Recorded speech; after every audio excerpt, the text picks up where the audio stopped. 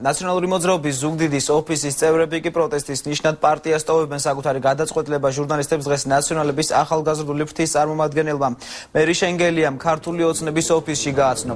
შენგელაია, რომელიც ამ დრომდე ნაციონალური მოძრაობის გარემოს დაცვის კომიტეტს ხელმძღვანელობდა, აცხადებს, რომ უახლოეს მომავალში მსგავს გადაწყვეტილებას მისი მეგობრებიც მიიღებენ.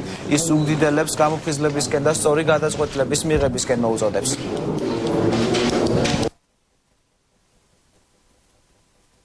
გადაწყვეტა დავტოვო ჩემი თანამდებობა და შევერდე ქართულ ოცნებას, ხოლო ეს გადაწყვეტილება იმან მიმაღებინა ქართულ ხალხმა, რომ ყველამ კარგად ვიცით დღეს რა ხდება საქართველოში, როგორ პოლიტიკას ატარებს ერთიანი ნაციონალური მოძრაობა. ყველამ კარგად ნახა ის კადრები შემაძრწუნებელი და შემაშფოთებელი. თუ რა დონემდე დაეცა ქართველი ერი. მე ვფიქრობ, რომ გამომყვება ჩემი მეგობრები, რაღაც ნაწილი გამომყვება ის ადამიანები, ჩვენ ერთი გუნდი რო ვიყავით, თუნდაც იმ ახალგაზრდულ ფრთაში.